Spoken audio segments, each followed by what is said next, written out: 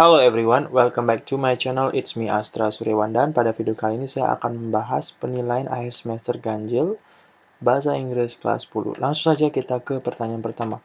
What is the topic of the text? Topik dari teks ini apa sih? Berarti kita harus cari ide pokoknya, ya, ide pokok dari teks ini. Oke, sini kita lihat ada the size of the islands of Raja Ampat. Ukuran pulau-pulau di Raja Ampat. Untuk membahas itu kita lihat pulau-pulaunya itu ada nggak dibahas ukurannya ya, ukurannya.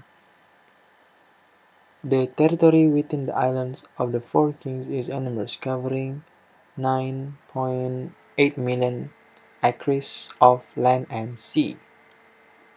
Nah, ini mungkin membahas sedikit ya tentang ukuran dari pulau-pulaunya.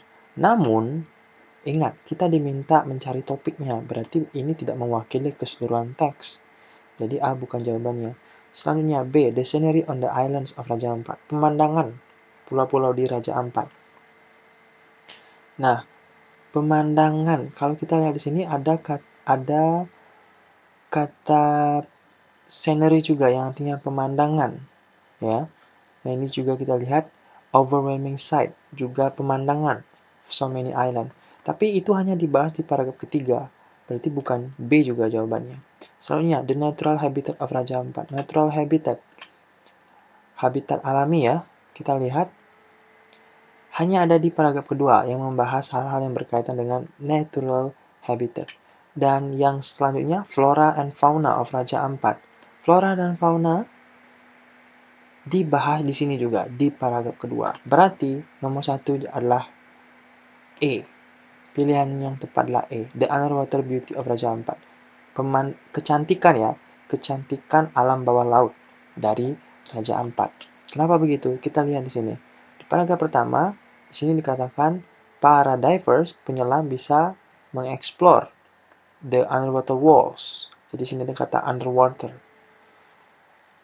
Oke. Kemudian di sini kita lihat di paragraf kedua ada juga pembahasan underwater biota.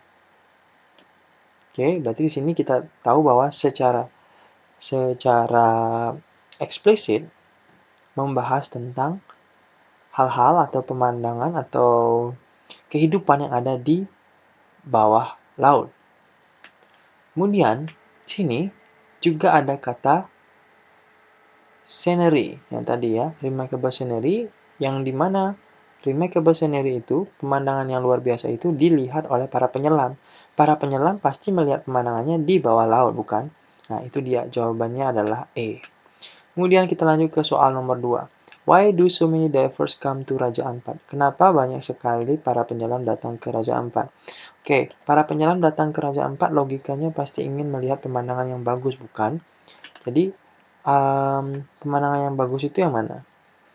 It offers the world's best marine sight, menawarkan pemandangan bawah laut yang terbaik. Atau it is home to ancient rock paintings. Inilah rumah dari lukisan batu ancient. Ancient itu artinya sesuatu yang bersifat sejarah ya. Ancient itu kayak kuno. Nah, kemudian divers can explore horizontal underwater walls. Ini juga kurang tepat. Kemudian it has the most diverse museum for world's coral reefs underwater biota. Memiliki keberagaman biota bawah laut. Oke. Ini juga kurang tepat. Kemudian there are a few islands with crystal clear softly brushes over the white sandy beaches. Ini juga kurang tepat. Nah, oleh karena itu, jawaban yang paling mendekati itu adalah B. 2B. Karena menawarkan pemandangan bawah laut yang terbaik. Jadi tujuan orang-orang datang ke Raja Ampat itu pastilah ingin mencari pemandangan yang terbaik, bukan? Nah, sekarang kita lanjut ke soal nomor 3. It's common to hear people praise God as they absorb. The underlined word is similar to. Kata yang digarisbawahi adalah common. Jadi kata common ini mendekati dengan kata apa? Jadi common itu artinya umum atau biasa. Nah, biasa itu adalah ordinary. Jadi ini adalah hafalan ya. Berarti kita harus menguasai kosakata tentang common. yaitu yang artinya tadi umum atau biasa. Selanjutnya kita ke soal nomor 4. What is the purpose of the text? Nah, kita tahu bahwa teks ini menjelaskan dengan cukup detail ya tentang lokasi di Raja Ampat, kemudian apa yang bisa dilakukan di Raja Ampat, terus berapa ada tipe-tipe dari coral fish, dan lain sebagainya. Oleh karena itu, kita tahu bahwa teks ini lebih ke mendeskripsikan tentang Raja Ampat. Oleh karena itu, kita tahu bahwa jawabannya adalah ini, yang C, to describe something, yaitu menjelaskan tentang Raja Ampat. Nah, selanjutnya kita ke soal nomor 5. Ini ada teks tentang seseorang ya, dan dia bernama Istiqomah. Langsung saja kita ke pertanyaannya. What is the text mostly about? Apakah tentang hobinya Istiqomah, atau tentang keluarganya Istiqomah, atau tentang Istiqomah itu sendiri, atau tentang Istiqomah hobi favorit Istiqomah, atau saudara tua yang lebih tua dari Istiqomah. Kita lihat di sini kalimat pertama adalah ada kata Istiqomah is the oldest in my family. We call her Isti. Semua hal ini berkaitan dengan Istiqomah secara umum. Jadi tidak merinci hanya pada hobi, keluarga, tapi juga pada hal-hal yang lain. Oleh karena itu, kita tahu bahwa jawabannya adalah Istiqomah saja. Jadi teks ini membahas tentang Istiqomah secara umum. 5 jawabannya C. Sekarang kita lanjut ke soal nomor 6. From the text, we know that Istiqomah is, dari teks ini kita tahu bahwa Istiqomah adalah, nah kita lihat di sini, oldest sister. Ada nggak kata oldest sister? Ada, oldest, yang tertua. Istiqomah is the oldest in my family. Berarti sudah tanpa kita bahas yang lain, kita tahu bahwa jawaban untuk nomor 6 itu adalah A.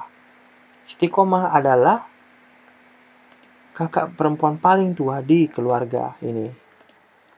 Kemudian kita lanjut ke soal nomor 7. Based on the text, we know that the writer is, dari teks ini, kita tahu bahwa penulis dari teks ini is bla bla bla years old. Berarti kita disuruh mencari usianya. Nah, kita lihat di sini ada kata she is 20 years old. Istiqomah berusia 25 tahun and 5 years older than me.